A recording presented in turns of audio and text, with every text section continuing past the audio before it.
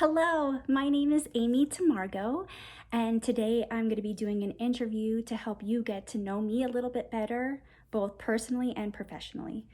So, the first question is, what drew you to the early childhood profession? As early as I can remember, I have always wanted to be around the little kids. I am one of the oldest of 23 cousins in my family. We were all extremely close. I was a new baby was born at least every year, and I was always right next to the baby, right next to the toddler, right next, even a preschooler myself, and I still wanted to um, love on the babies, teach them, sing to them, make them smile, make them laugh.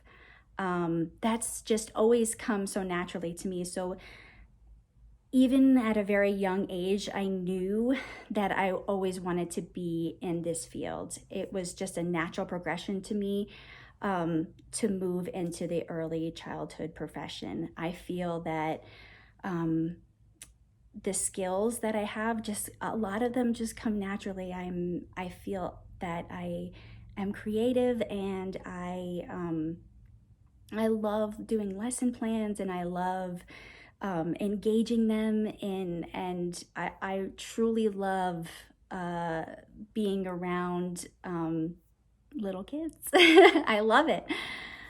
So, what do you consider your chief responsibility or responsibilities as an early childhood professional? I would say my first chief responsibility is to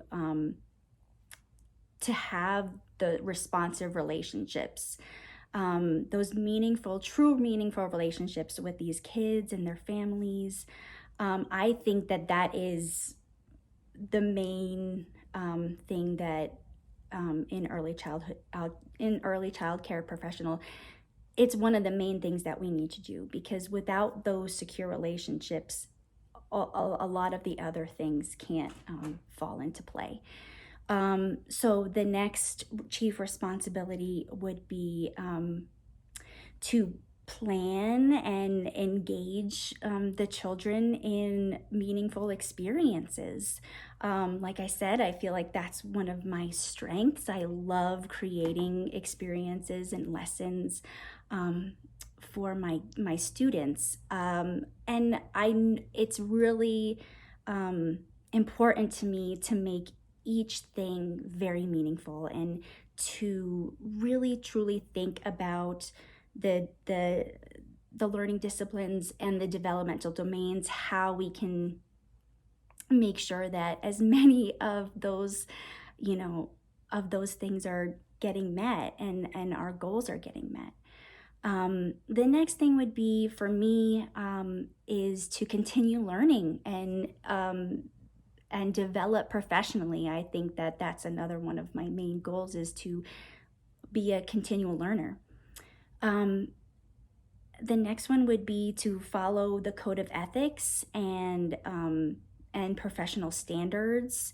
That's extremely important. We live in a day and age where ethical behavior,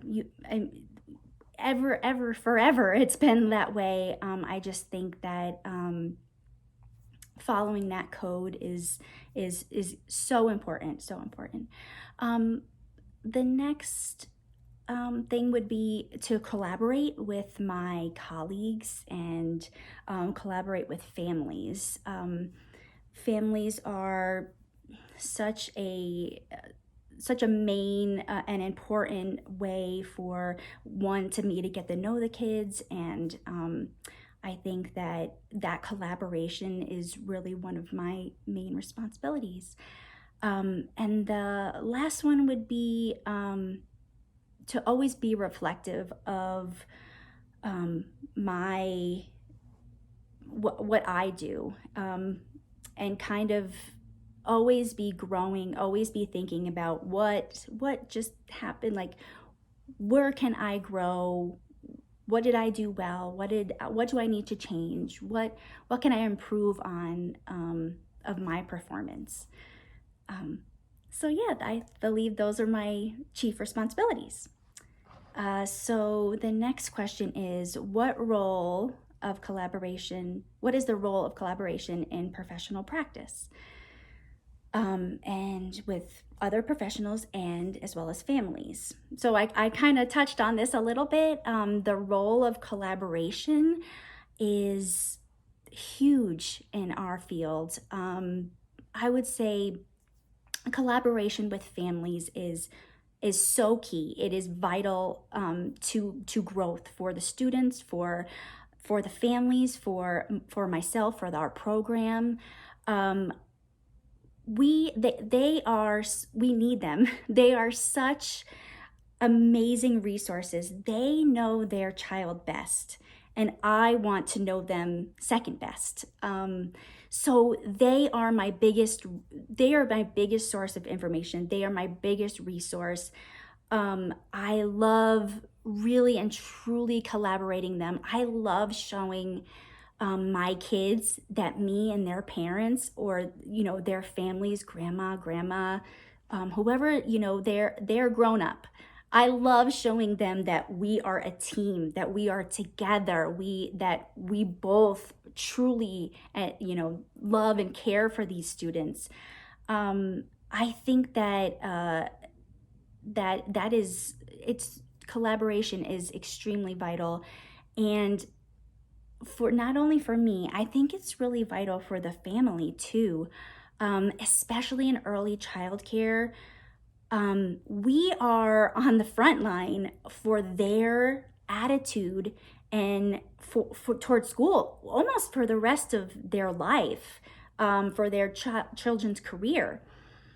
So when we make it positive, and when we show them that we value their voice, we value their opinions, that we truly and genuinely care for their child, and we care for them, and I think that really helps them to have a positive disposition towards their child's education. And we know that research has showed that when parents are involved in their child's education, that it really does lead to success. It can truly lead to success for the rest of their lives. And it's really amazing how that really small thing, just making the parents feel valued in our relationship, and making them a team member, really can have lifelong effects for me, the family, and the child, especially the child. And collaborating with other professionals, this is extremely vital too, especially for our early child, for every grade, for every level. But we are the foundation for learning. So I think that when we collaborate with other professionals, we can collaborate with previous teachers, and we can gain their knowledge. We can learn from their mistakes, and also have them as a resource for information on the child. We can learn what they did that they thought was good, that they thought was successful in their journey with that student. And we can also learn from what they didn't do, and like you said, learn from their mistakes, and kind of take that next step above what they already did. And not only that, when we collaborate with professionals, we can collaborate with students that might have special needs. I particularly had one student that had a physical disability, and when her occupational therapist would come in, she would show me what they were doing. She would show me, okay, this is the way we're practicing picking up a spoon, and this is the way and these are the language that we're learning, that we're using to to remind her this is the language that we're learning to encourage her. These are the motions that we're doing to help climb stairs and things like of that nature, so that it's consistent. It's consistent at their profession, at the other professional, that her occupational therapist. It's consistent at school. And we would hope that it would, with all of our partnerships, that it would be consistent at home. That's going to make that child get that faster. And I think that collaboration is vital for that reason, because we are all together for the success of that child. We all want to be team members. All right, well, the next question is, what strategies do you utilize to ensure that you are critically reflecting on your own growth as an early child care professional? So my reflection strategies are really asking myself those critical questions, especially when I do my meaningful learning experiences. How did it go? Did that go well? Do I think that they understood what the main goal was? Were their goals met? Was I well organized? What did I introduce? Did I introduce this information correctly? There's so many things that you can ask yourself. What was challenging about that? What was challenging about that lesson? I recently did a lesson where we read a book, and I was the new guy in the room. I was the guest, and I had to do a couple things as a student. I had to, but they didn't know me, and I was with a small group as a new guy, and I think they just kind of were like, "Oh, new guy, let's go." Okay, so I tried to really think about what I did that I would change in that situation. And in that situation, so I did a lot of movement in this book. It was 1, 2, 3 to the zoo. We were doing the animal movements, and I really tried to bring in all of the developmental domains and the disciplines into one book, and I was really trying hard to get it all in. And we were doing a lot of movement and music and dancing and making sounds and doing, we were really very active during this book. But then when those moments of where, okay, let's settle down now, they're 3 years old, there wasn't much of that settling down. So I think when I thought critically of that experience, I saw that the challenges were, what were my own expectations of them? Did I have realistic and developmentally appropriate expectations of 3-year-olds? And so that's kind of what I do, and that's my strategies, is to kind of go through a list of questions that I ask myself. How did I do? What can I improve upon? What can I change to make this better? What can I take away? And that's another thing that I learned, is that sometimes you need to take some stuff away. You can't do everything. And that's really, because I love planning. I think that was one area that I kind of was like, oh, I think I have to scale back a tiny bit. We can still do all that movement. Maybe at the end of the book, we can go back and look, oh, okay, now remember we read about this elephant and we counted the elephants? Now we can be elephants. What sound does an elephant make? What kind of movement does an elephant make? I kind of got that reflection from that activity. So, okay, Briefly describe an issue that might be the focus of a current or future advocacy effort. So, my biggest issue, especially now during our pandemic, I think that social emotional development is a very big issue. I don't know if parents, I don't know if anybody outside of our profession really and truly knows what social emotional development is and how critically important it is to a child. Because, like I stated, research has shown that responsive and positive relationships and having those trusting and secure relationships are the foundation for learning, exploring, confidence, so on, which leads to a lifetime of success. We know this through research. And I think what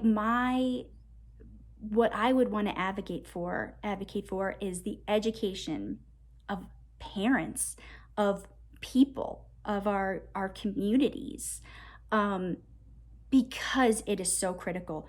Before people become parents, that should be something.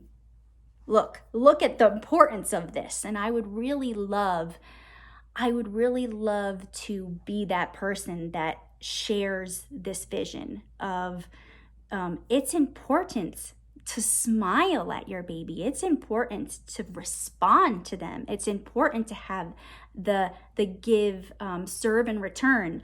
Listen for their communication, even when they're days old.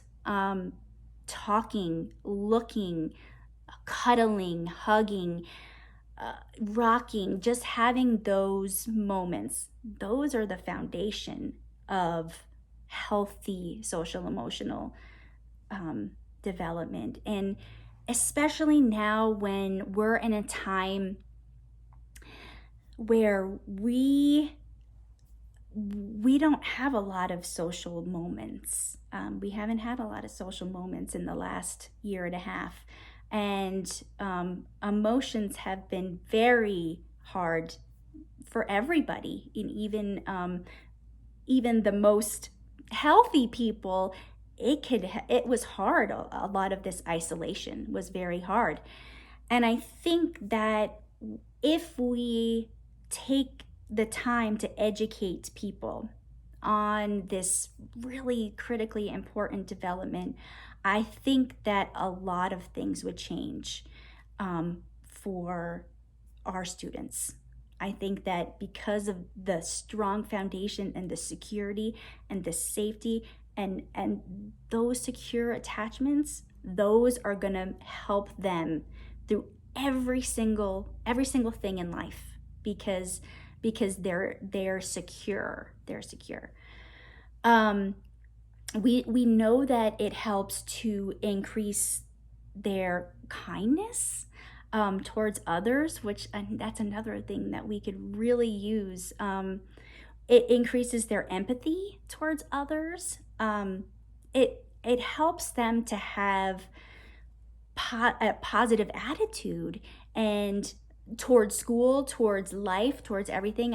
I really and truly think that social emotional development is one of those things that is so unknown to so many people. We truly are some of the only people that know how important they are. And that goes on to help me explain why advocacy is a hallmark to the profession, because we, with our knowledge, with our core knowledge and understanding of early childhood education and all that goes with it, we have to be the voice that helps and brings it to the families.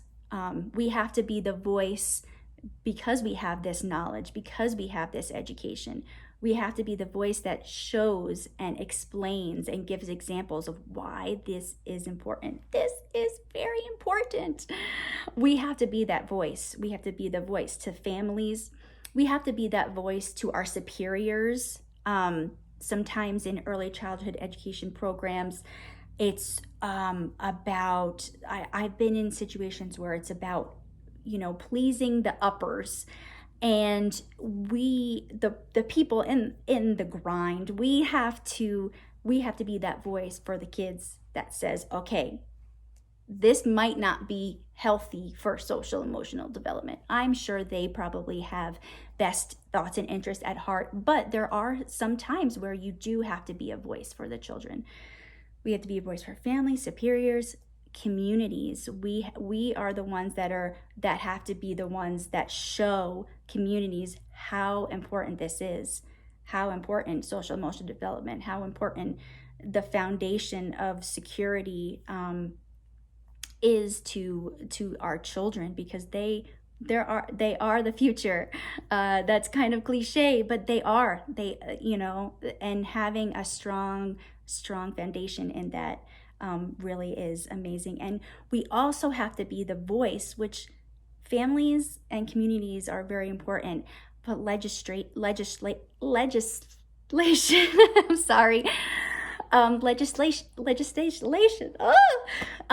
We have to be that voice, because our legislators, they don't know either. We have the education to help them to know. When you don't know something, you don't know. So that's why they need strong educators to help them to know where they need to where they need to change laws, where they need to change protocol, where they need to put money. And that's very important. It's really important for us to be the voice, to be the advocates for these students that don't have a voice yet. Well, that was my interview for today. I thank you so very much for listening. I really hope that you can feel how strongly I feel about early child care and my passion for this. Thank you so much.